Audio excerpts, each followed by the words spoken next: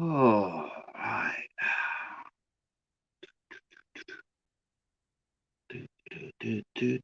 Do. All right, all right. Welcome to Eight Questions with on wow, that was quick. You know what? Let me just do this first. I know he's there. That's good. He's excited. Um, Welcome to Eight Questions with. I'm Patrick. I'm the host, me and the cheetah.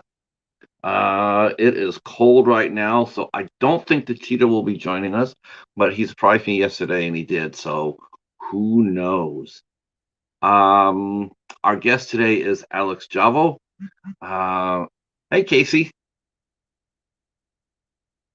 Mark the Shark. Uh-huh. I knew, I saw her that Mark the Shark. I knew it was you.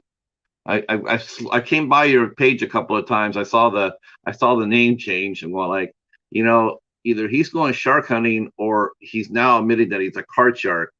Um, Still one of the best avatars going, with the smiling great white shark there. So tonight we are talking to Alex Javo. He is a young actor who is starring in a web series called Changing Malcolm, that we interviewed Chadrick Whitmer about, and Alex is the star of the show. Um, but it's not his first rodeo, not by half. Alex has been a very busy actor, with over 30 credits to his name. And yeah, he's busy.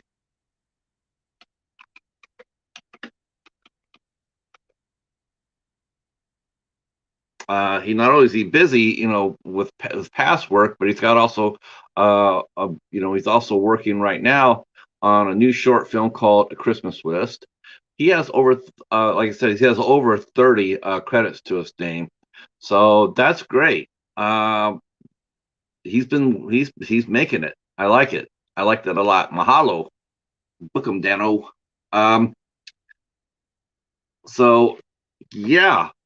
Yesterday was a good show.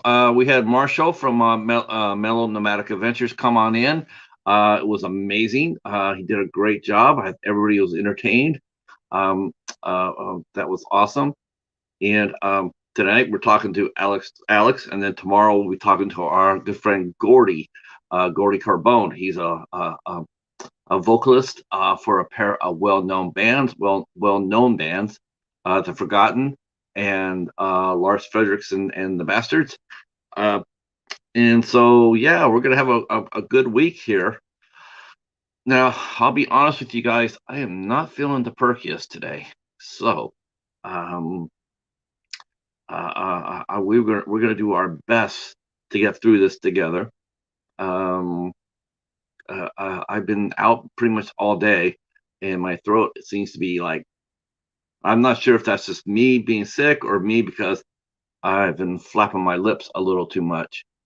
Um, it's really weird, I have found, because I really don't have that much social interaction with live people. See, Brandy, you're not alone because I'm like that too. Um, I don't really use my voice a lot unless I'm talking here.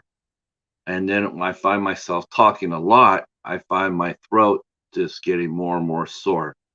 That does happen. Alex will be here in about 5 minutes or so. Um, and while that we wait for him to pop up, actually I see him and he's in the studio, but I'm going to bring him up in about 5 minutes or so. So this is the first day of December. So this kicks off the Christmas month, and of course that means we get the calendar to talk about. So today's, like I said, for the 10th time, our friend Alex is here. He'll be here, and then tomorrow Gordy will be here, and then on the 7th of December, next Tuesday. Oh, thank you. Go Bulldogs. Um, next Tuesday, and I'm not so sure about this. Actually, I'm actually I'm not entirely sure because I just talked to her today, and our guest on the 7th is had just came back from being ill, so I'm not sure how she's feeling. I put a feeler out there to her to see how she's doing, see if she can see she will be here. Um, if not, we'll reschedule her.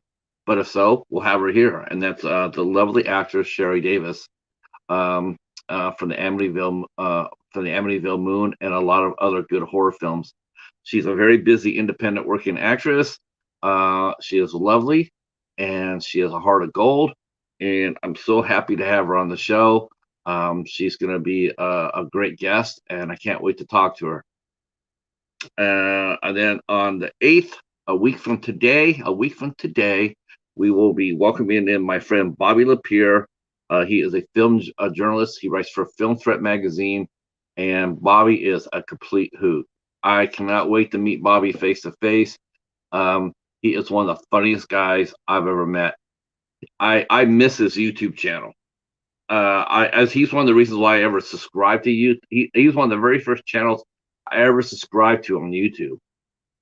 This is before I had my channel, but I was just one of those people who just followed. I didn't make any content, but I used to follow Bobby's channel. It was awesome. He had a cat named Shiloh. I hope he's still with us. He had a cat named Shiloh. His channel was amazing. His ranking list, incredible. So Bobby will be here with us on the 8th. And then on the 9th, we have Calvin Tucker. He's an animal rescuer out of Bessemer, Alabama, and he's a real hero.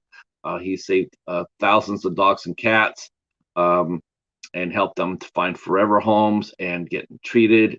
He's also helped a lot of owners that have been overwhelmed by their pets as far as taking care of them, and he's helped find them forever homes too, taking them out of bad situation. So he'll be here talking about the mean streets of Bessemer, Alabama. The 14th, we are scheduled to do a doubleheader. We are talking to a film journalist, film director, Tom Joffrey. He is in the UK. We will be talking to him on the 14th. That will probably be at 2 o'clock. I'll let you know in a minute or two if that's going to happen or not. And then at 8 o'clock on the 14th, we welcome in our friend Mick Gray, who is a comic book inker. He inks comic books. He works in the comic books industry. He has worked both for DC and Marvel. He has his name on hundreds of books. So he'll be here talking about his career. I knew Mick as a DJ before I knew he was into comics. But that'll be a story that you'll hear on the 14th. On the 15th, we definitely are going to have a doubleheader. We welcome in Darren James King. He is the writer-director of the film April, and he'll be here on the 15th. And then at 8 o'clock, we welcome actress and video game voiceover expert Alexis Icono. She's also in the movie Amityville Moon, but her background is voiceover. She's a very strong and very much in demand voiceover actor. And then on the 16th, we are welcoming our good friend Knight from the Night Watch Zone. He is going to come on in here to do a one-on-one with us. Everybody knows about the Night Watch Zone, but where did it come from, and how did it start, and where did Knight become such a fan of horror and martial art films? Well, we're going to talk about all that and more on the 16th of December, 8 o'clock. I'm looking forward to that. And then the last 2 dates I will tell you about is that we are having our first roundtable. We're having our first roundtable. We're going to be having a kaiju roundtable. So in fact, Mr. Bones is here. Casey's here. They're going to be part of it. Ben from Cadaver Club, he'll be a part of it. And I'm waiting to hear back from Cody. And I got to get a hold of Mr. Dan and Hoare. So get all those people in. We're going to sit around and talk about our favorite movies, our kaiju movies. And then December 22nd, we're welcoming in from our first guest from New Zealand. New Zealand. Um, it is Rachel, the Warrior Woman Ferguson, and Rachel is battling bowel cancer, and she's raising awareness of it, and so she's going to come on the show and talk about it. And as you guys all know, that's a very important topic to me. So looking forward to that. Let's go ahead and bring in our superstar here, our guest. Ta-da! Alex, you are up. Hey, how you doing? Good, good. How are you, sir? Good, All good. Thanks. right. All right. So everybody's rolling on in there. We got a nice little crowd here. I was just going over the calendar. Uh, yep. So this is a yeah. Actually, if you look right here, you even see your name right here. It's right up here. All You're right. you're you're, more, you're immortalized. Um, that's actually a good idea. I'll have to do that as soon as the show is over. We're gonna take pictures of my calendar here. Welcome to the show. Welcome to the show. December 21st is our roundtable. I'm doing a roundtable. We're gonna sit around and talk about Godzilla. Oh, heck yeah. Yeah, you like Godzilla? Yeah, I was actually on the King of the Monsters. Um, Okay. You, so- yeah, you okay. Were you in the movie? yeah. Well, I mean, you couldn't really see me. It was fun though, getting the costume on and everything. What did you do for the movie? I played a military. It was a I was a guard for the um what's it called? A submarine. That's what it was. Okay. And yeah, this was back in like 2018 when we shot it, and yeah, but it was fun. It was my first year, really getting into acting, and I was doing a lot of extra gigs. Yeah, I'm seeing it here. Godzilla, King of the Monsters, boat guard. Uh, well, someone's got to do. Better be a boat guard than one of those tank commanders, right? Yeah, Because if you ever saw any of the old Godzilla movies, you knew the last place you wanted to be in, and there's two places you did not want to be in a Godzilla movie. You didn't want to be flying an F-86 Saber jet or command a tank, because those two things always got wiped out in Godzilla movies. And I'm sure I'm sure Casey will agree with me on that. Uh, and actually Mr. Bones will too. Yeah. So that's very cool though, man. How fun is that? I mean, that's I even as an extra, I know it says, uncredited. All uncredited means is that you didn't get any lines. That's all it means. Um, it means you still were in the movie. You still had to show up. You still had to be on time. You still had to go through costume. You yeah, still had yeah, to know. You still had to be ready for anything. Um, yeah. It was a fun shoot. I was there for a week. Yeah, and it was a big production for sure. It was I mean the stages were incredibly done well, the submarine and stuff, and yeah, it was a blast. um, you said that was your first year, I guess so. 2019 was your first year getting to the business, but before that, how where did you grow up at, and what were your early years like? Well, I grew up in Alpharetta area. That's where I was born. I grew up there from the age of born to about 12. Then I moved to Gulf Shores, Alabama, for a couple of years through middle school, and I moved back and finished up in high school in Forsyth County in Cumming, Georgia. Graduated from Forsyth Central High School, and yeah, but now I'm in Beaufort, Georgia, with my family, and yeah, so pursuing acting past 4 years, and yeah, it's been great. I didn't really know what I wanted to do. It was definitely I definitely was a huge fan of movies for forever. I mean, I was always a fan of Batman and the superheroes really kind of got me in at first. The DC stuff, Batman, Superman, and yeah, it just didn't really uh, get into it till about 20 years old. So it was, yeah, I got bit with the acting bug kind of late, but better late than never.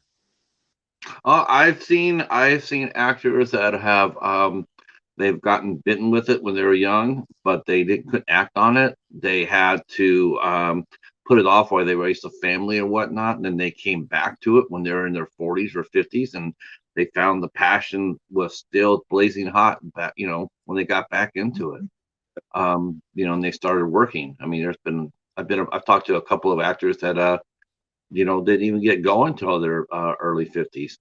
So, yeah, I think it's something. I think it's a dream that you can chase, no matter how old you are.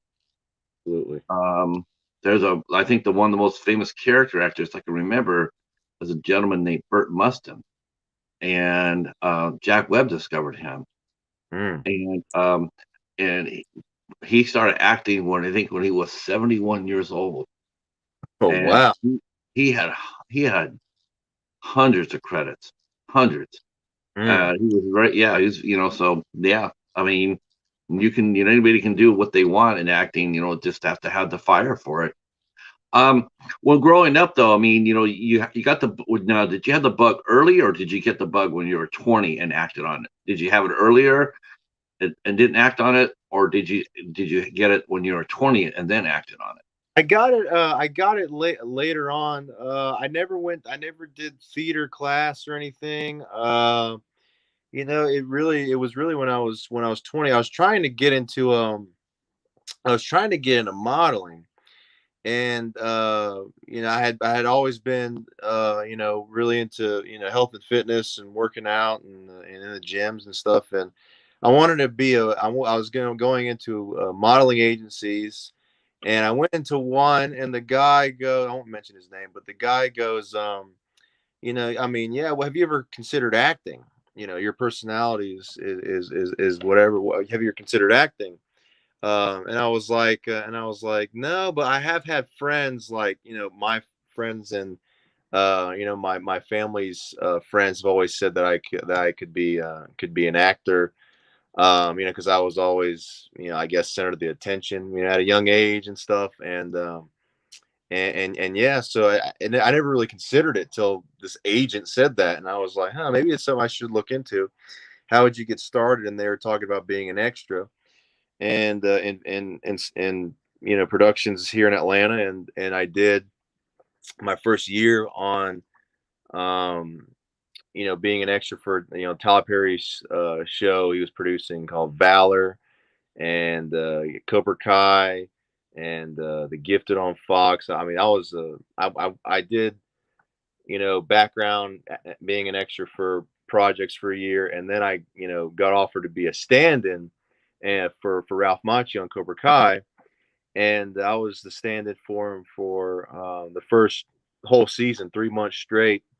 And as you put your as I got my foot in the door, I was able to talk to people and talk about, or talk to them about where do you go for classes and the headshots, and how do you get agency. So with that time, I was really you know branching my wings, and you also see, when I saw the actors work, especially Ralph Macchio, I just really just became very encouraged to do it, and thinking, trying to think in the positive way, as if they can do it, I can do it.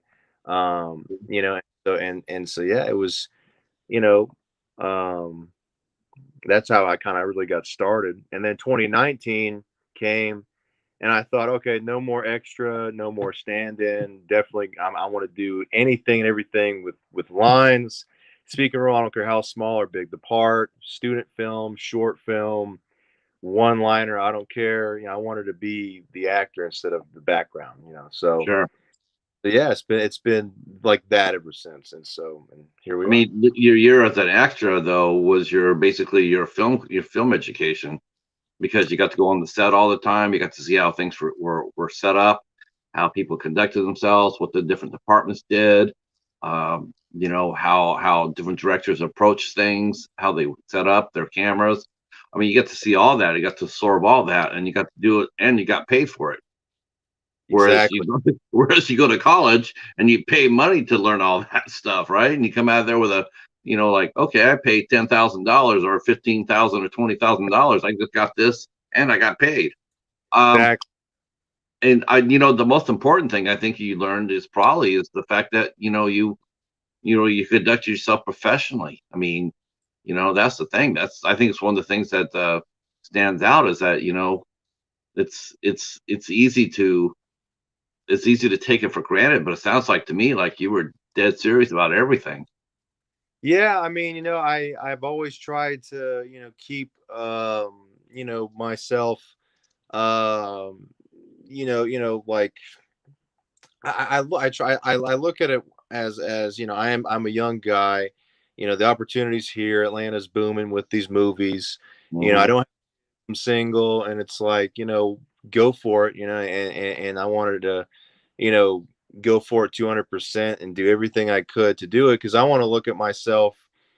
I want to look back when I'm 35 to this moment and think I crossed all the boxes and I did everything I could do, with no regrets. And so that's the way I've just always approached every gig each day, and always just going for it constantly.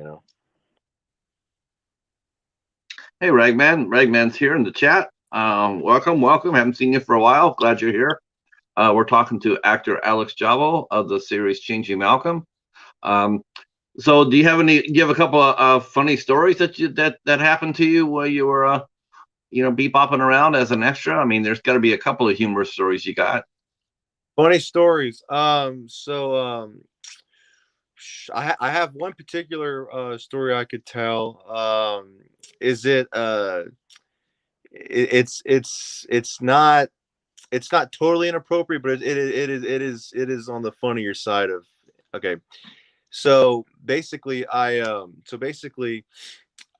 fell asleep on set one time of Cobra Kai, and I'm not gonna mention his name, but one of the guys running the extras, kind of thing, keeping up with us. I was standing in for Ralph on Cobra Kai, and I fell asleep on a chair. And this guy thought it was funny to draw a penis on my hand, so I woke up with that and thought I was gonna get in trouble, and he was just messing with me. And so that's, one crazy story. I'm trying to think of another funny one. I can't really think of any more funny. Yeah, well, I mean, falling asleep though. I mean, he let you off. He let you off gently though, didn't he? Yeah, it reminds me of that Tarantino thing with the the the thing that he takes a picture of his cast with in their face, and it was just funny moment there. But yeah, I mean, it was a fun time, getting on professional sets early and setting the tone, learning the language of how they speak and what everything means when they're calling out, a second team or last looks, and that kind of stuff. So learning all of that, was great. Well, what was it like working with Ralph? Was he a pretty nice guy? Ralph Macchio, yeah, he is a great guy. He's very serious about, it was his first season, with Cobra Kai. He's a professional. I mean, I had the, I watched, one of the legends up close and personal. So I was really trying to study him and see how he works. And he, was really serious about, always knowing his lines and saying his lines out loud to himself. He kind of walk off sometimes and say them to himself.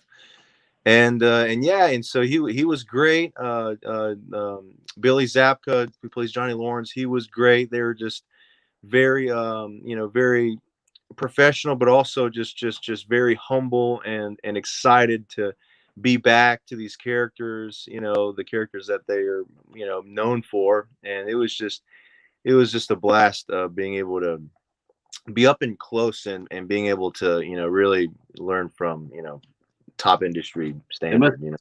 must have been a really was. Were you surprised to see how how completely white hot that show went. I mean, it went from what it was so. I mean, as soon as it debuted on the tube, it just blew the hell up. I mean, was anybody surprised at how popular it was? Were they just like, I can't believe it? Well, I feel like I definitely wasn't surprised. Being there, seeing up close what all the talent was bringing and everything, and these you just really felt that passion. The passion really resonated on set, and I already was a fan of Ralph's Karate Kid movie and all the trilogy, and so I was already a fan of his. And The Outsiders I loved, and My Cousin Vinny. So I was already a fan of his. So I already knew, with him back and these new faces, it was going to blow up. I thought it was. Um, so you did the stand up for the first season, and then you decided that was you're gonna do you're gonna do what you wanted to do. You want to become an actor. So tell us about the first role that you had. What was the first movie or short that you did that where you had lines? So that was 2018. Cobra Kai wrapped, and 2019 I thought I want to do anything with lines, and so the first ever short film with lines I ever got was this film called Contender, where I play this boxer who's dying of cancer, Jordan Cruz, and it was a pretty intense kind of a first role, but I loved it. I mean, I'm a huge Rocky fan, so I love the boxer aspect, and I could really identify with Jordan. Well, not just identify with him, but also it was my father passed away from cancer when I was a kid, and so when I was a baby, and so bringing that kind of aspect to it, this fighting spirit, for your future and for what you want, and I really enjoyed kind of playing with that persona, this and that, and Contender, that character, he was a very driven character, and even though he was fighting for his life with cancer, he was also trying to really ignore that and ignore the disease and really go for um, the title anyway of being the champ. So I thought that was really interesting, and also just I related to Jordan in that aspect because I feel very passionate about acting and making movies as well, and so that was really cool. I really like obsessed kind of characters like that. So I thought that was really fun to do. Well, I noticed one thing too while you were when not only have launched yourself, so to speak. I mean, you've only been by your own admission, you've only been really at it for what, 3 years, right? 3, 4 years. But Yeah. you've also developed your own. You've also learned how to edit and write and direct. Um, Now, were those all things? I mean, what came first for you? I mean, what part of that came first? The writing part, and have you always been a writer? So it was always I always wrote for my acting. I always directed for my acting and stuff. So early on when I was getting parts and stuff, early on in 2019, I was getting a lot of Hispanic characters. I love playing Hispanic roles, but I was getting only Hispanic stuff, and I'm Greek, and so I thought, well, what you need to do is you need to showcase yourself in a different light or a different, and so I decided to just to put on paper and write down some scenes. At the time, me and some actor friends were trying to just look for some footage to put on our demo reels for casting directors and for agents. And so we just I just started to write down some scenes for me and my actor friends to do. And so once I got down a scene, just thoughts just start coming to you of scenarios and other scenes. And oh, what if you had a girlfriend? What if you had a this or that? Or what if this happened? And then all of a sudden you have a whole short film. And so that's what kind of developed into that. It was always for my acting.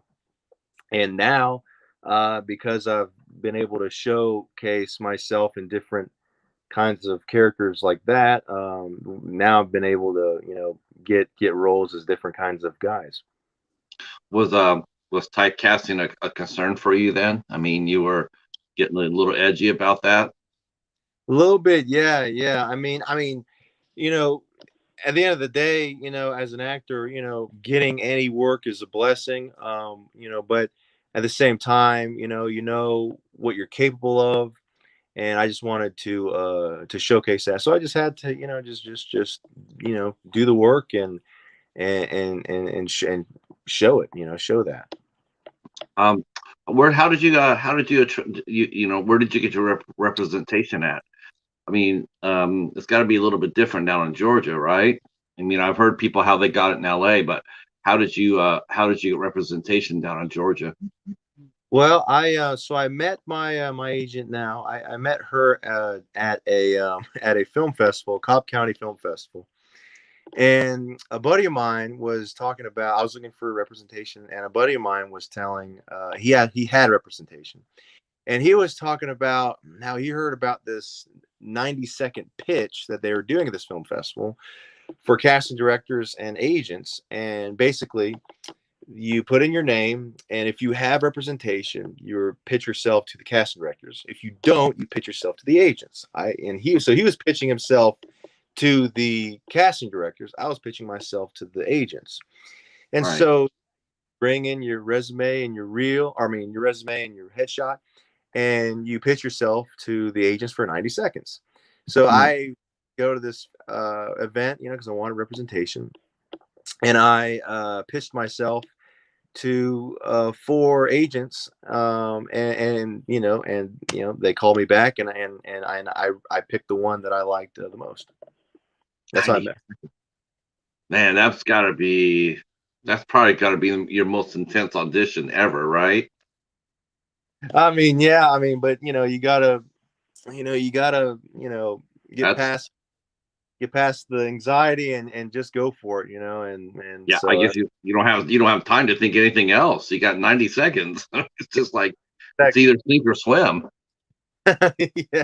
Wow, I've never heard of that. That's pretty intense. I've heard of people. I've heard of you meet your agent and then you have an interview with them and they you give them your reel and whatnot and then they normal like normal. I never heard anybody basically just you got 90 seconds to impress me. Go. It's just like damn. And it was Um, easy. I had to do it over and over again because they were talking to other actors, so I had to pitch seconds to each one. You know what? Do you think that they did that on purpose and just to see how you would react under pressure? Do you think that's one of the reasons why they did that though? You're sitting there and you're going like I want to see how he responds to this. So I'm going to go ahead and listen to his pitch, but then I'm going to be distracted. But I want to see how he reacts to it. Does he stop? Does he stutter? Does he get angry? What's his body language like? Do you think they did that, Alex, just to see just to test your metal? Maybe, but That would be that would be a very interesting question. Um, you should ask your rep that. I'd be very interested in the answer for that. yeah, So who's your rep? What agency do you work for? it's Or does it, so my you can give her representation. you can give her some plugs. I'm sorry. You can go ahead and plug her. Oh Hype her yeah. up. Oh yeah. It's so Gina Henry at MI Talent, and Jamie Reese. Yeah, so been with them for ever since then, and yeah, it's been great. I was sitting here. It's funny. I was sitting here getting ready for the show, and I was doing this. You and I were talking about like you have like 30,000 Instagram, and most of the time, when I see that, I immediately think that a lot of them are because I've seen it. A lot of them, are puffed up. They got the inflated numbers because they buy the followers or whatnot. And so one of the things I try to do before an interview, when I see an account like that, I always scroll through it. I scroll Mhm. through your Instagram. I want to see exactly, I want to see if these are people, or just bots. And I was impressed with that there were people. I mean, there were a lot of people. And I was sitting there and I was thinking about this and going like, I gotta be a little better about this too. Like I need to start asking people like yourself who your agents are, so I can make sure to send them this interview to them. To sit there and say, listen, your boy's out there hustling. He's not sitting on his ass waiting for the phone to ring. He's hustling. He's out there chasing these things down, and I want you to know that. And so Thank you. your interview today is going to be my first one I'm doing that to. I'm going to be getting that information from you, and then I'm going to be sending them this interview just to let them know that you were out there busting your hump and taking care of business. Because I really liked your attitude about promotion. I really did. You understand it, and that's good. That's real good. You're in a hot market right now, probably the second hottest market in America, anyway, as far as movies, right? Um, Def- how hot is Georgia right now? And are films and TV series coming back to Georgia? Are they starting to, production starting up again? yeah, it's definitely it definitely dimmed down a little bit last year, but this year it's come back. You know, Atlanta for me, I look at it like, the highest grossing movie of all time, Avengers Endgame, and all those movies are done here. We've got, tons of constant, work with shows and movies. And so I take that seriously, and I want to, take advantage of the opportunity, and of where I live. And so yeah, I mean, definitely this year has been a great year. Been able to book 4 feature films this year, and all the short film work, and it's been a great year back, since what started last year. Um, what did you like? When you first did your first speaking role, your first time on a set as an, doing your role. How did you prepare for that? I mean, because it's a big step up from being, a background and extra to being, like having lines. Even if it is just a short film, it's still a lot more weight, so to speak, because now you're responsible for the telling of the story. Whereas before you're part of the picture, but now you're part of the story. Well, that first year, I didn't just be an extra. I was taking classes when I could. I was reading every acting technique book I could. Um, and so I basically just utilized all that I had learned. Um,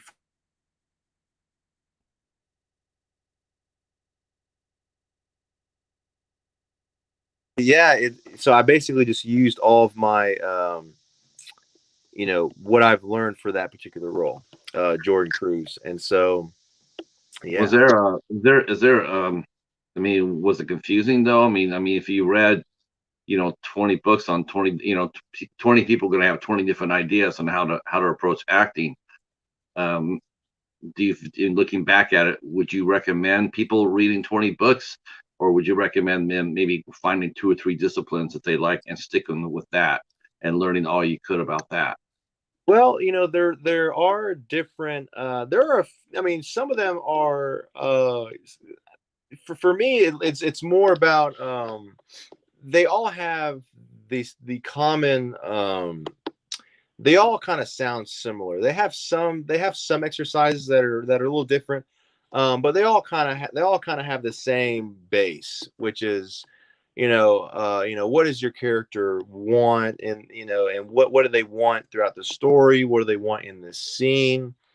And then just identifying with, who that person is, relating to them in your way, and so it was really it's just kind of funny to me how some of these books actually sound more similar than different. Now the method way of acting, the Stanislavski system, I took a class last year on that, and so it was that was a great experience to take that course, and because those are three completely different ways of doing it from Stanislavski, that his three students, Stella Adler, um, Sanford Meisner, and Lee Strasberg, all took, and then they opened up their studios and kind of went a step further with his system that he created. And so it was, those three are a little bit different, but they all kind of have the same base. If that makes sense. Sure. What style, or would you what style are you? If are you more method, or are you more, is there a different, what kind of style would you call your own? Well, I try to, I try to be familiar with all that I can. The main one that I like to study is the Chubbuck technique.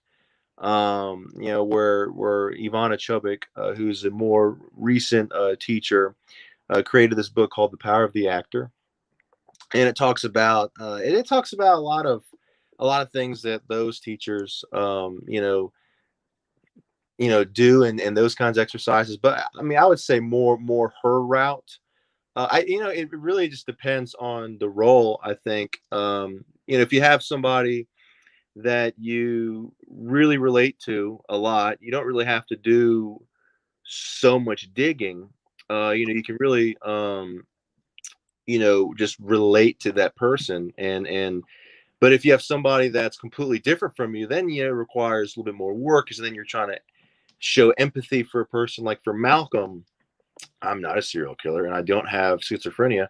So it really, I really had to do some more digging, some, studying for, what would go on in a mentally ill person's mind, and how would they deal with this? How would I deal with it? Hmm. And answering those questions and covering That's, those. that's a good segue. Because I definitely wanted to ask you about that, because um, I watched we interviewed Chadwick, who created the character, and you guys are filming it now. And I mean, I watched the first episode, and it's pretty deep. I mean, and the character you play is, it's not an easy one. How did you meet Chadwick anyway, and how did you get involved with the project of changing Malcolm? Well, I was going to a filming event, or a networking event, and they were showcasing films and trailers and music videos, and and so there, Chad was actually the first guy I actually saw, and so I saw him, and me and him just started talking, and what was funny is that he stays in Gainesville, Georgia. I stay in Buford, which is down the street, and so me and him just kind of hit it off from there, and we're talking about films, and so me and him just kind of hit it off like that. Me and him kept in touch, and we had a meeting. He sent me the script to Changing Malcolm, and I really really wanted to do it, because I really love as an actor being challenged with roles that I like being challenged, because with characters that are not like me. But I also want to expand my range always as much as I can, so I can really get better, and try to not play myself, or and Can't think of a character further from the truth than you, than Malcolm. I mean, that's a massive, massive gap. So you definitely got what you wanted. thank you. Yeah, it was. It's such a blast to play Malcolm. Doing his physicality and doing the voice in his head, and it's just a ball. We just have a ball every time we film. Um, So what's it like being in his head? What's it like being Malcolm? It's really conflicting. It's really conflicting because, I feel like this, this voice is just is an annoyance. It's constantly going. It won't be quiet. And all Malcolm. Malcolm. I feel like it. Me and Chadrick talk about this all the time of where he came from and this and that, and I won't give any spoilers or anything. But with Chat or with Malcolm, it's like he didn't choose this life. This life he kind of stumbled into it, and he at the end of the day is trying to really protect himself, but at the same time he has a master, which is this voice, and he has to serve this master so it can be quiet, and let him do things like sleep and do just the normal things of being a young man is. And so that's the you know main thing. It's a constant tug of war between the two personas, but this voice, it's stronger. How did you prepare for the role? I did a lot of digging into documentaries about different. I was trying to look for serial killers, but also serial killers that had mental illness, who had voices in their head. And I came across one guy, David Berkowitz, the son of Sam, which Hmm. was just a little bit similar as far as like having the voice telling him what to do. His story is a little bit different, with a being involved in a satanic cult and calling upon this demon, and that's what kind of, he says, gives him the commands, or the voice in his head to do what he did. And so I came across that, and other than that, it was I really wanted to I really wanted to change my voice as much as possible for regular, Michael, and then Malcolm in his head. I wanted it to be, like a deep, New York accent voice, and then in his head was like this devilish goblin Joker clown kind of voice in his head. And I wanted it to be, you know, I wanted you to see the difference in that, and also, you know, Now, so did you interact with your castmates on the set, or did you stay by yourself to stay in persona? I would uh, think that I would think that you would stay by yourself. well, it was I was really just staying connected with Chadrick, really trying to build off of what we were going for in each take and in each scene. We didn't have a big crew on both Malcolms, so we haven't had a big crew or a lot of cast anyway. So it's really just it's really it's been really close quarters that way. So it's I've just been kind of just going with it that way. And how do you put Malcolm away at the end of the day? I with Malcolm, he just kind of just the voice just kind of lingers, then just fades away, which I to the schizophrenic people out there, I'm truly lucky to be able to have that, because I know they aren't able to do that. And I know this character is based on a dear friend of Chadrick's, and so I try to pay that tribute to him, and not just the serial killer stuff, but it's also a assurance to people that to have that know of people with schizophrenia. I knew some people that did as well, and so it's for that. That's when I reviewed the first episode. That was the one thing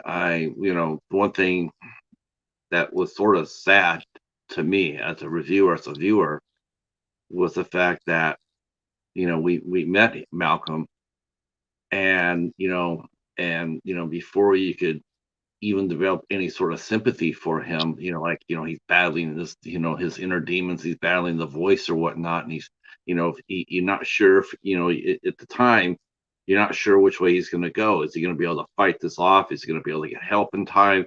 Is he going to go to the edge and then walk from it? I mean, but when we walked into the first episode, we already found out that he had already killed innocent people, and it was like to me, it was like sort of took away half.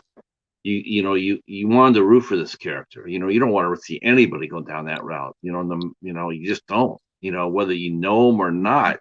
You don't want to know anybody that did that. Um, it's a I don't it's a horrible thing. It's a horrible thing. It's a horrible thing. And I had that's probably my only thing when I mentioned is I had wished that we could have kept that a bit of a more of a mystery and open a little bit of open doorish. Like can changing Malcolm can Malcolm can he be saved? Can he be saved from himself before he does this terrible thing?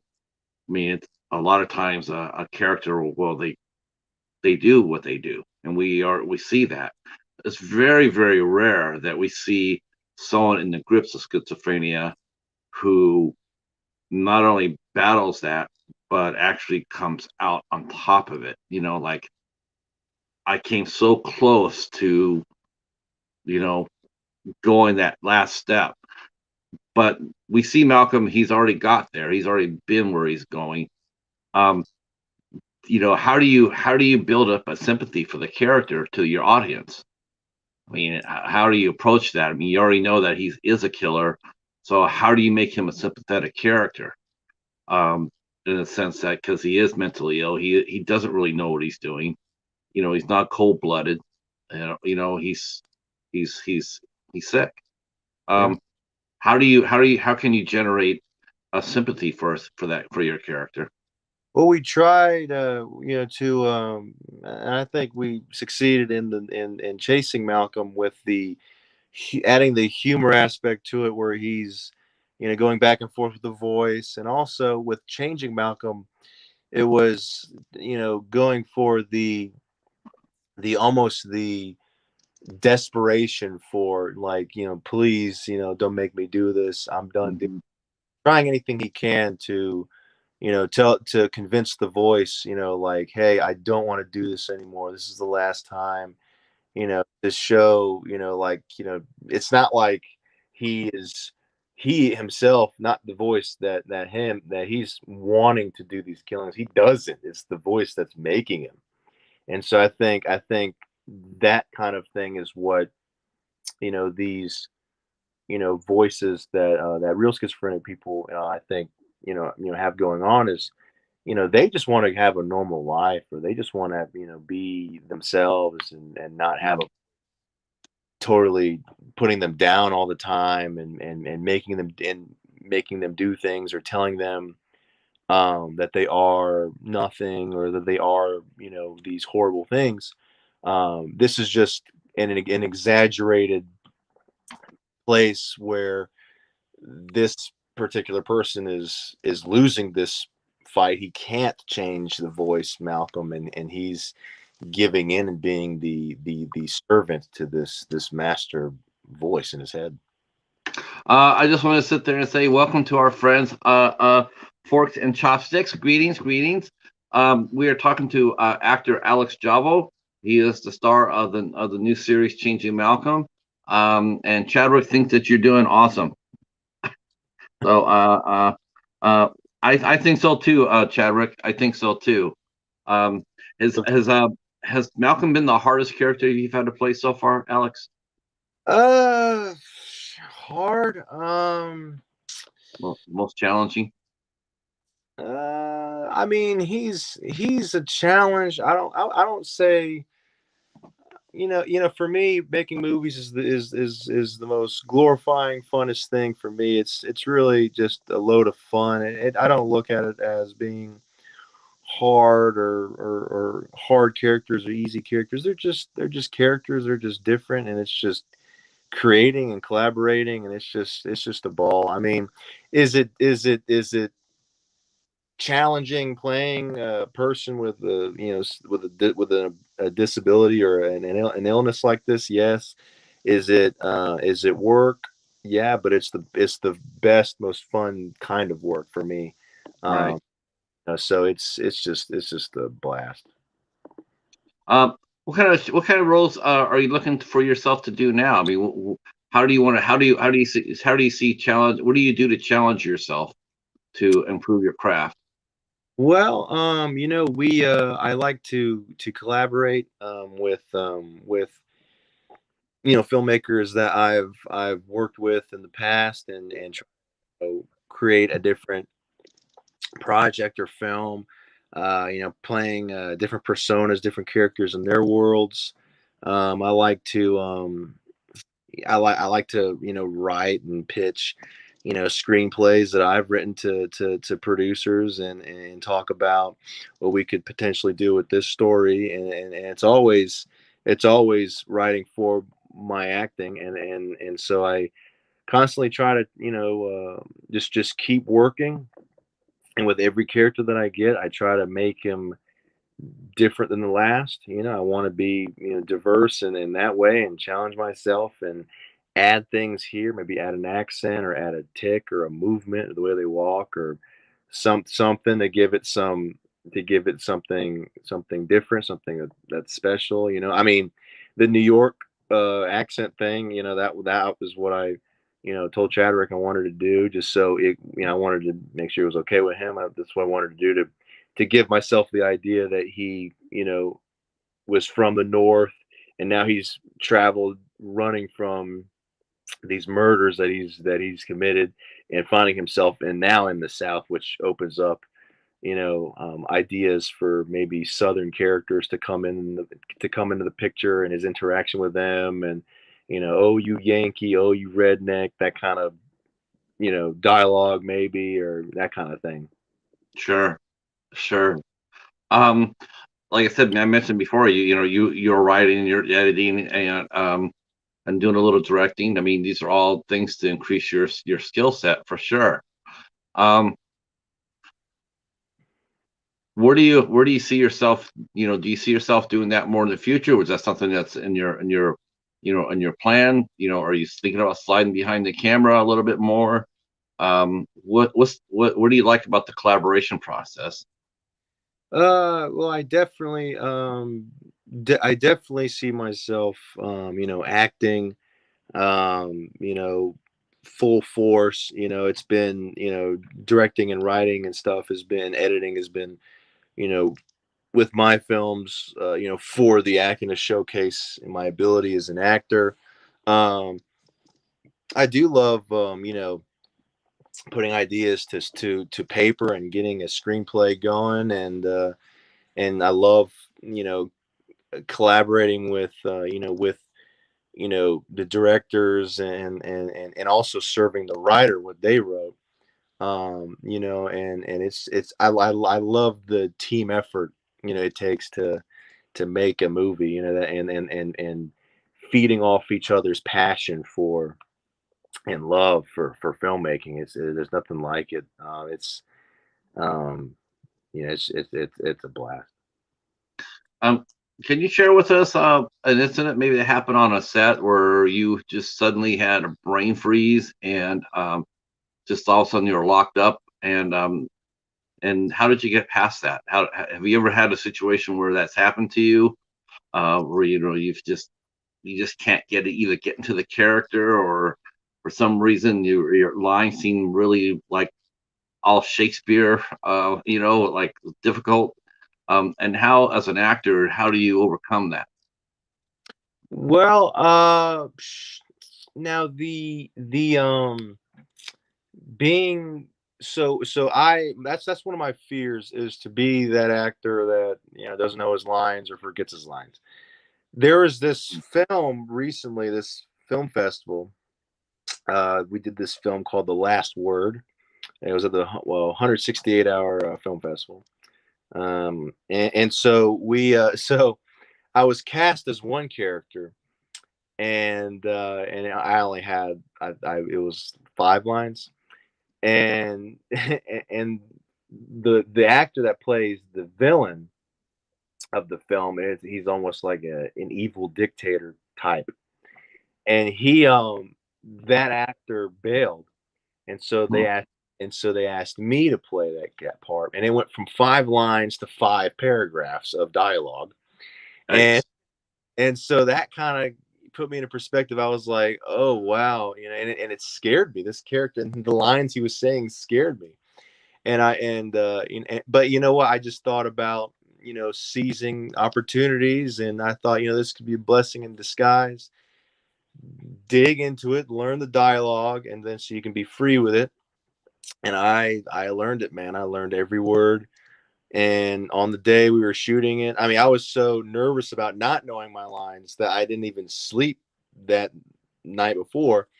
And I, just came to set, drank a couple, energy. I drank an energy drink once in the morning and then once when I was on set, and was just, that way, just in it, just trying to get my, just keep the lines fresh, because there was paragraphs of lines this dictator was rambling about, and that was one of the most fun characters I got to play. His name was Orion, and it was I have the scenes posted on my Instagram of the final cut, but yeah. Um, yeah. So what do you do to actually, like I mentioned this before, we talked a little bit touch on this, but I want to touch on it again. But how do you get yourself out there? I mean, how do you make yourself visible to to uh, to potential casting directors or other creatives? I mean, obviously you don't sit on your, you don't sit at home waiting for your agents to call you. You're pretty proactive. So what do you do to stay proactive? Well, I try to network by going on Facebook and seeing events, networking events, film festivals, when you can attend to them in person, and meeting directors and other actors and people. I try to attend classes to where we can, acting classes, and see some familiar faces that way. I do. There was I met some filmmakers this way. There was this. I was going to church at a free chapel in Gainesville, and there was this film small group on their website, and my mother saw it, and she was telling me to go check it out.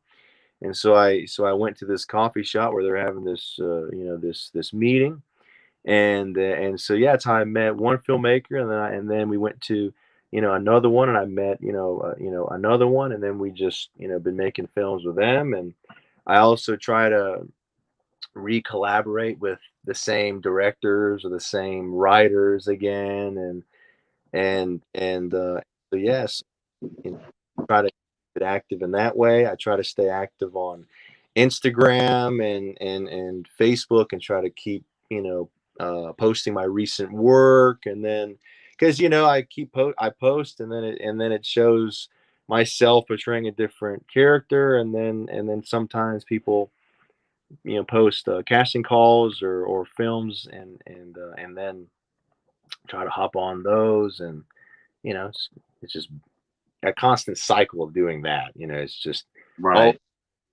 always trying to cycle back. When it's yeah. What's the auditions process like for you, and how do you handle rejection? Because you hear a lot of rejection in the business. Well, I look at it. I try to look at it as positively as I can, where it's not like, oh, I'm rejected. I try to look at it as I look at an audition as a win. You know, when they look at your look and they chose you to perform.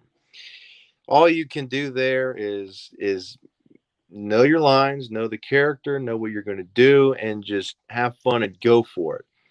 I try to do it a couple different ways. The characters I can show, I can do it differently. I can be directed. I can be coachable. And that's how I do it. I try to I try to do the audition, and then I try to forget about it, or not just forget about it, but just I did it, and whatever happens happens.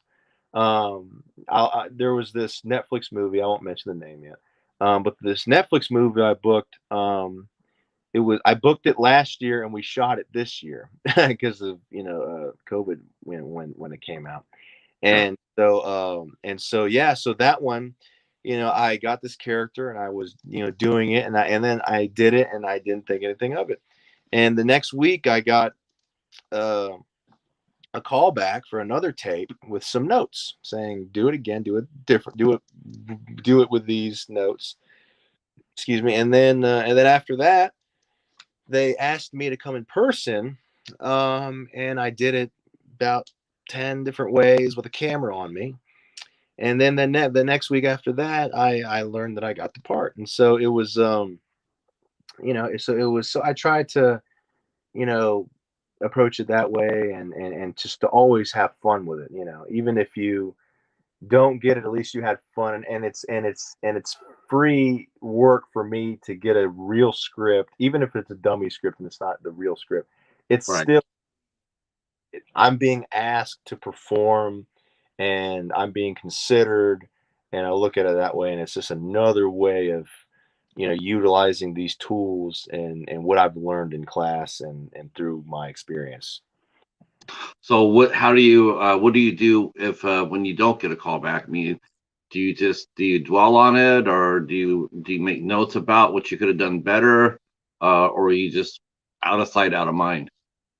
It's more out of sight of mind, really. I mean, um if it's like a really cool, well-known show or film, it's kind of like, I mean, like, that would have been nice, but you know what? There'll be another one. So I just try to look at it that way. Atlanta has really you're in a perfect spot. I mean, it's Atlanta's being Georgia being such a basically Hollywood of the South. So you're I mean, isn't pilot season coming up too, right? Will this be your first pilot season that you've done? No, this would be my second or third. I don't even remember anymore. I believe it's my third.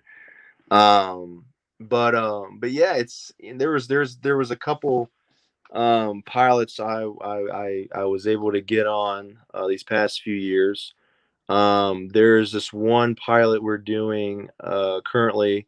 I actually did a scene a few weeks ago, called Allured, and there was a pilot we did 2019 called Three Queens. So there's been a couple pilots that I've been able to get on. Yeah, I hope that hopefully you'll hear something back. Pilot season is fascinating to me. I Yeah. read, it's both. Hi, Michael.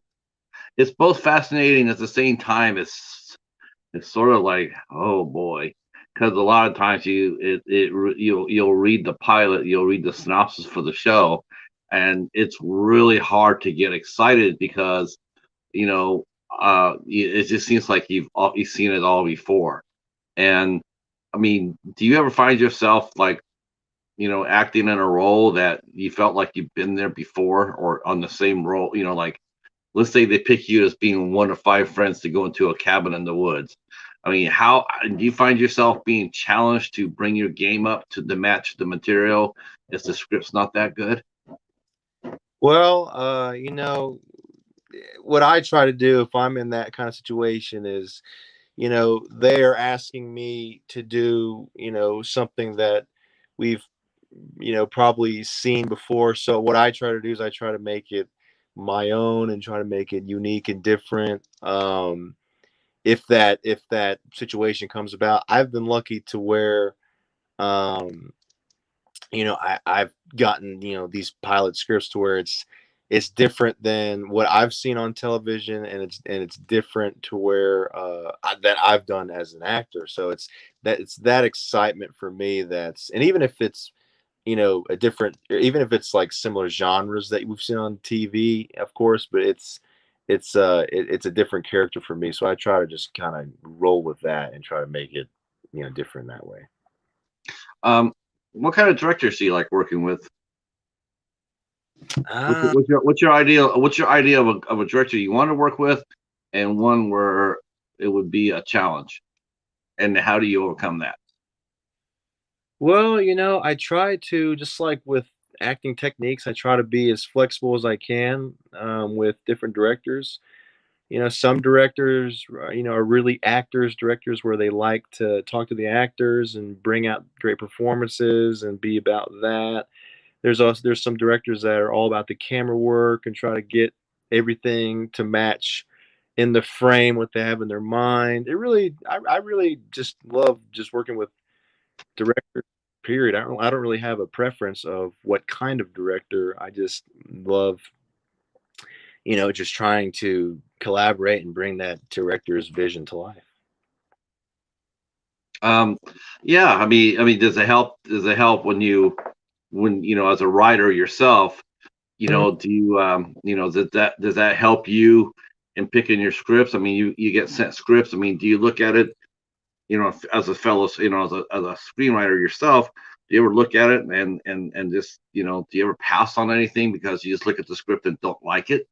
It's not Uh, very well written, yeah, or do you, there or you just go and take it anyway? there have been a few scripts where I thought, and it wasn't, I didn't completely just say no. I just kind of like was asking the it was a director writer, and I said, is this supposed to be a joke, or is this supposed to be this or that, or that was kind of funny there, and they're like, well, what do you mean it was, supposed to be like this? And I was like, oh, I guess I just didn't get it. But there's been a couple of those, but not many. I've been I've been fortunate to get, mostly, good, original, cool scripts to do. Yeah, I can. I mean, what kind of genres do you like working in too? I mean, you've done horror. You're doing. I don't know if Changing Malcolm is. I don't know if Chadwick would define his script as a horror film, or is it more a crime genre? I guess it could be a horror crime genre. Because um, but what kind of genres have you worked in the most, and what genres would you like to try it to work in more? Well, I love drama. I love, the crime drama. I love, the horror stuff. I haven't done much. I haven't done much action. I enjoy. I did some stunts recently on a film. And it was a lot of fun doing some stunts and doing some fight sequences. And I enjoyed that. And another thing, um, I'm trying to think. I enjoy the fantasy kind of stuff, with powers and the supernatural stuff, and yeah. Yeah, you've even played the devil in one of your roles. Well, in Shadows. What was it like playing Lucifer? That was a lot of fun. Shadows was um That's it a came, feature film too, isn't it? huh? That's a feature, isn't it? Yeah, it released, I don't remember when. October, yeah. And Lucifer, I tried to I tried to do it as differently as I could. I couldn't help but, change the voice up and kind of just pay, I don't know, tribute to like what how most guys kind of go about the, Lucifer, the stereotypical like deep mwahaha voice, but I wanted to make it my own in his movement and the eyebrows and that way. I definitely heard a, kind of like an English voice in my head, and it was cool. It was cool Oh, seeing. you don't think it was Tom Ellis, do you? Huh? It wasn't Tom Ellis in your head, right? Because he's English. Yeah. Uh, I mean, he did a really good job in that show. I really liked that show. Um, Thank I thought it was a lot of fun. Lucifer. Yeah, yeah. I didn't actually see this show. I tried to stay away from it to avoid that. I got more so more of the idea for my voice was what I had this obsession with Vampire Diaries. So Oh, okay. Klaus kind of popped in my head more than Tom Ellis, but no, I mean that was the you know I think Hollywood does that though. If you really think about go back to it, they always do like to portray the devil as an Englishman for some reason. yeah, yeah. So I try to pay tribute to that a little bit, but it was also just kind of popped in my head. I don't know. I didn't want to do it at my deep voice. I wanted to do it, differently, or you know, differently for me. I'm I'm just I'm just thinking about myself. I'm thinking of all the actors I've known that have played the character, and holy crow, there's right. been most of it's been English. I don't really remember too many American. Well, Um, Harvey Keitel, and Little Nicky. There's one. yeah, Michael Berryman played him in an episode of Highway to Heaven. Um, the only thing I really liked about Lucifer though is I liked Maze. Um, I Yeah. was like, yeah. Speaking of that, you mentioned the different movies you like to do. Well, how would you feel about doing like a romantic comedy or a family drama, a Hallmark movie? I would love. Is that something you like to sink your teeth into? Absolutely, yeah, I would love to. There's actually a romantic film in development, and that we're doing, but it's not a romantic comedy. But it's a romantic film that's on its way. But yeah, I'm open to romantic comedy. Um, I'm just open to be constantly challenged and to get different roles, and show you know versatility as much as I can. Sure, sure. Is there anybody that you would like to work with? Do you have like a a grail list? Like five actors or five actresses you would like to challenge your metal with? To share scenes with, and if so, who would they be? I mean, the dream, of course, is the top of the market of the industry. Robert De Niro and Al Pacino and Leo DiCaprio, Christian Bale. It'd be amazing to have to trade some lines with Ralph Macchio himself. It'd be cool to get with those guys. Directors like Martin Scorsese and Quentin Tarantino and Damien Chazelle. I love even actor directors like Clint Eastwood and Mel Gibson and even Sylvester Stallone. I would like to do something there. It'd be that's that's you know What about some of the ladies? lady actresses. Hmm. I mean, trying to think of I really like Angelina Jolie. I Yeah, really um I'm trying to think of you know Meryl Streep, of course, Julia Roberts. Um, I can't think of any female. Trying to think of Can't think of any at the top of my head. But yeah, there's a lot of strong ladies out there these days. absolutely. Yeah, it's I mean, that's where I know at Georgia's where they shot the Hunger Games at, and that's where the world really became aware of Jennifer Lawrence. I mean, she had done Winter's Bone, but she, to me, it's like the Hunger Games really popped off Atlanta. That was like the one project that really put Atlanta back on the map as far as making movies.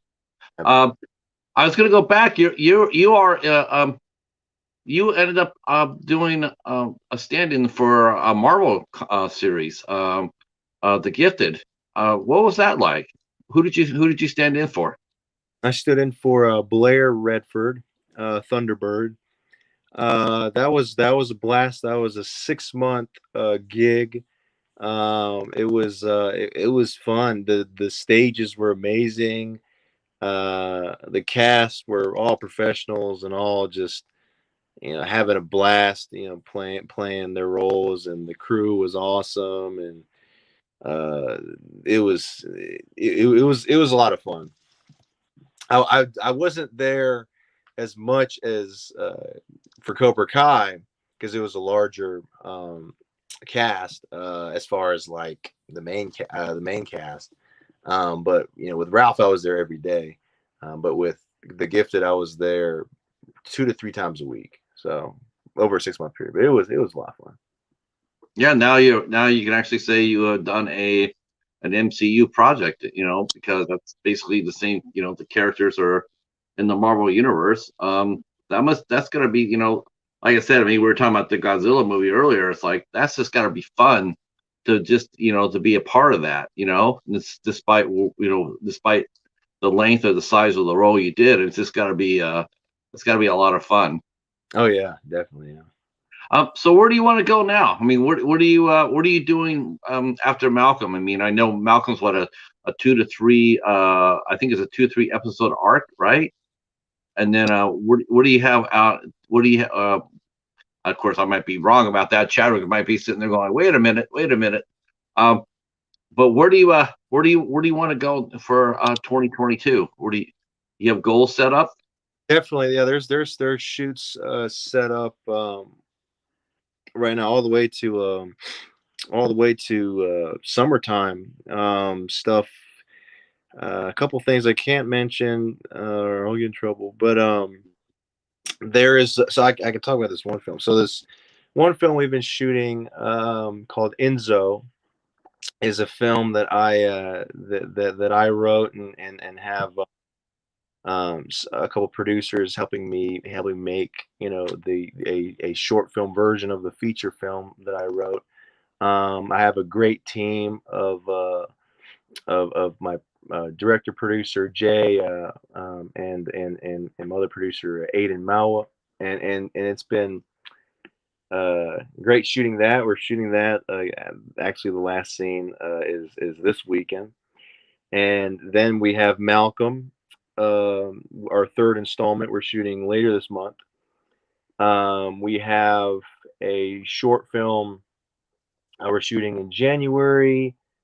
I have some things going on in February and all the way to the summer. So things are looking great for next year. So Um, yeah, it sounds like you're very, very busy.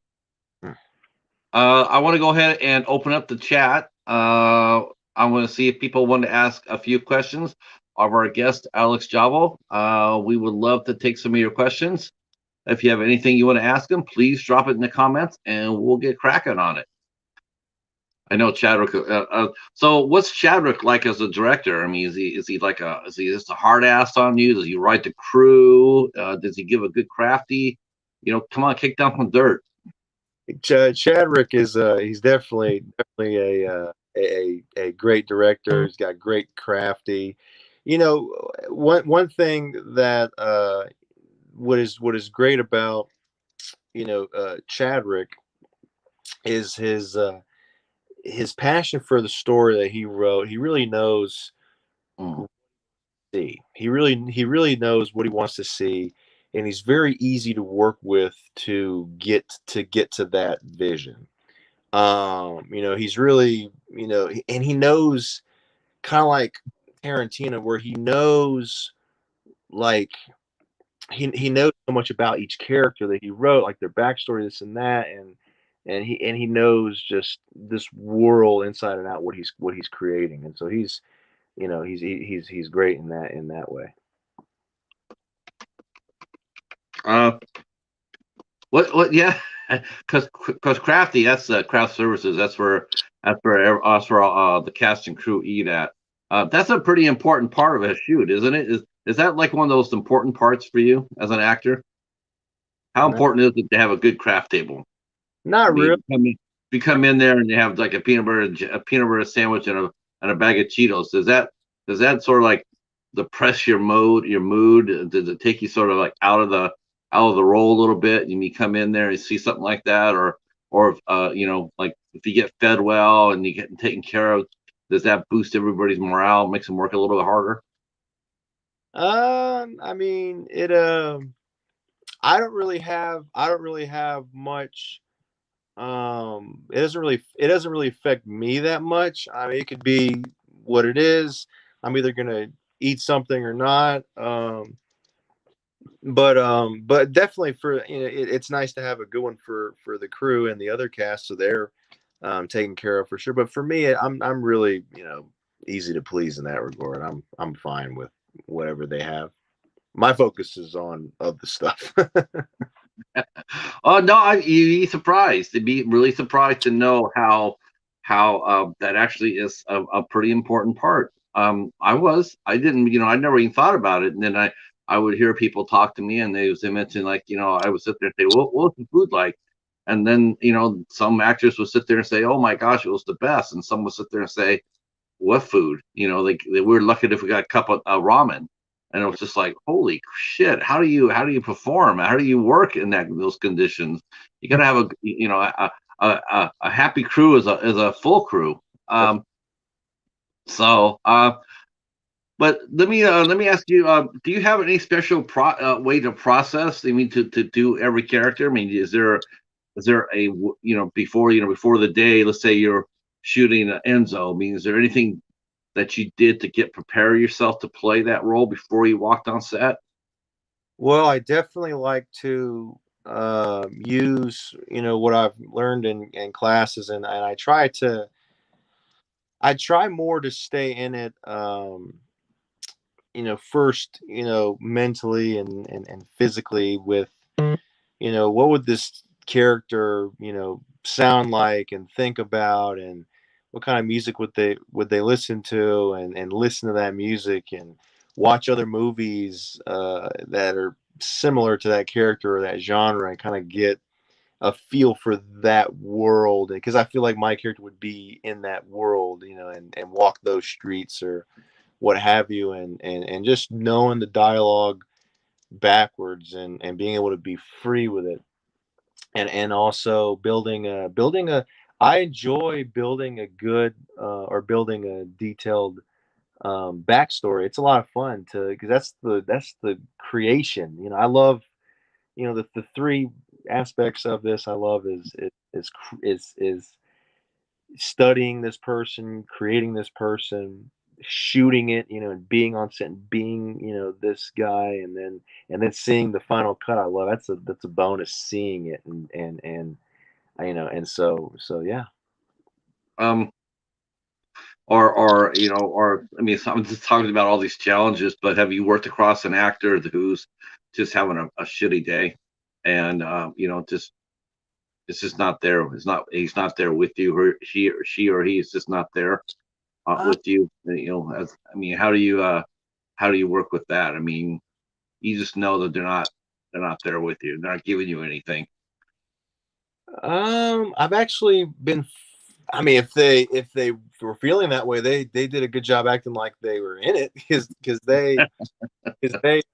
I haven't really had that kind of an issue where it's an actor complaining or something. It's more an act with acting, it's a collaborative thing. It's like playing ping pong. You back and forth, and one thing I love that De Niro says, it's not a competitive situation. It's the better you are, the better I am. And that kind of a thing. And so it's about that. And so if they like don't know their lines or something, or they this and that, then it's a situation where we will try to dissect the scene as much as we can, where it's like what is the important lines of this script, and going by that, and making sure we you know uh cross out the boxes of making sure we're not changing the story,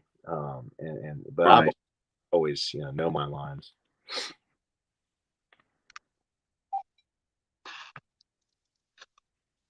Last round for questions for our guest Alex. I'm surprised Chadwick has not asked us any questions yet.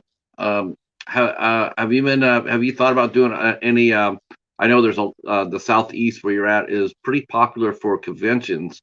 Have you given any thought to doing a convention yet, Comic-Con or something like that? Have you been invited yet to do anything like that? Uh, I've been thinking about it. It definitely would be fun to check out one. It is a pretty passionate crowd. Yeah, I just haven't landed on going to one yet, but yeah, that'd be a lot of fun. Maybe after pilot season's over with, your reps can go ahead and find you a place to land. Maybe. I mean, because you're about promoting yourself. I mean, that's like I said before. It's a very attractive trait, and it's a very necessary trait these days. I mean, if you're not doing it, nobody really is, because the landscape is so freaking crowded now. It's so busy. I mean, are you amazed by that? Are you amazed at how I mean, do you ever think about that when you're doing a self tape? Do you ever think that there are literally thousands of people out there after that one part as you're going out for? Yeah, that's why I try to. That's why I try to stick out with the few seconds or that one minute or few minutes that I have on tape. I try to make it really stand out without changing the story or what have you. Yeah. Well, I'm gonna go ahead. We'll just go ahead and start wrapping this up. I want to go ahead and thank you for showing up and doing this. I was initially was in a hole, and you again, this sort it really impressed me. So you came up there and stepped up and filled the hole for me. I cannot begin to thank you enough. It's been a real pleasure watching you work on Changing Malcolm. I'm looking forward to the next installment. Um, I'm looking forward to seeing your star continue to rise, Alex. I think you have the skill set and the attitude and the chops to do that. You're in a great location. You surrounded yourself with some really good creatives. I think every artist thrives on that. When they're with their peers and great things happen. Um, and I think you're on your way. Your willingness to do what's to be asked of you, and it's very refreshing to hear. And I'm glad you came on and talked to us about it. Thank you, Patrick. It means a lot. Those are some kind words, and it's a pleasure to go on things like this and to talk and to talk films. Anytime. Oh yeah, I mean, I hopefully hopefully this seems to be taken off a little bit, as this, not just me, I'm talking about just in formatting, people talking to other creators like this. I think it helps it helps the whole creative process. Not only does it help the artist, it helps the director. When I interviewed Chadwick, got to see what was inside his head, and I could see inside your head how you work, what your process is. It's always fascinating because I get a lot of people say you always interview actors or directors, and I'm like, yeah, but if you actually if you watch or listen to the shows, their answers are never the same. Their answers are always going to be different. That's what makes it fascinating to me, because there's no same answer. I don't hear it out of anybody. Everybody's process is different. Everybody's perspective is different. I really enjoy it, and that's why I keep asking the questions. Chadwick here is sitting there saying he's just watching it, watching on TV. His girlfriend wanted to see it, so we were watching on TV. Yep. No problem, Chadwick. This is a lot of fun. I'd like to thank the chat for coming out. My mods, Michael's Adventures, Kate popping the popcorn, Mr. Bones for dropping links. I appreciate you guys all for helping out. If you like what you hear, please give our channel a sub. We could use the help. We're 37 people away from 500, and that means I get a community tab here on YouTube. I'll be dropping all of Alex's information down in the description box down below. So if you want to stay in touch with him on his Instagram or his International Movie Database, you will be able to do so. Oh, thank you, Casey. Thank you so much. Thank you for supporting. Yeah, man, it's been a blast, and so people come out and check out your all your information, and then yeah, tomorrow night, got to bring up the calendar again. Tomorrow night at 8 o'clock, we will be talking to vocalist Gordy Corbone. He is an old friend of mine from back home, San Jose, California. He is the lead singer of the band The Forgotten, who's put out several records. And yours truly actually booked their first show, way back when, way back when. Wow. But not to say Gordy's old. Gordy is one of the most fascinating guys you'll want to meet. He is a true Renaissance man, and I don't say that lightly. We'll be getting into that tomorrow. He's a fascinating guy. One of my heroes, truly one of my heroes. He has overcome so much, and I love the guy like a brother. He really is a good guy, and he'll be here tomorrow night. And then next week on the 7th, we have actress Sherry Davis, actress producer Sherry Davis, and she's done a little directing as well. She'll be here on the 7th. On the 8th, we have film threat journalist Bobby Lapierre will be here with us at 8 o'clock. And then a week from tomorrow, we have animal rescuer Calvin Tucker will be here from Bessemer, Alabama, and another hero. This guy saved probably, I don't know how many thousands. He saved thousands of animals. So you already know he's a hero. All right, that's it for us. Thanks again, and we will see you tomorrow night. Until the next one, peace. See right where you're at, Alex.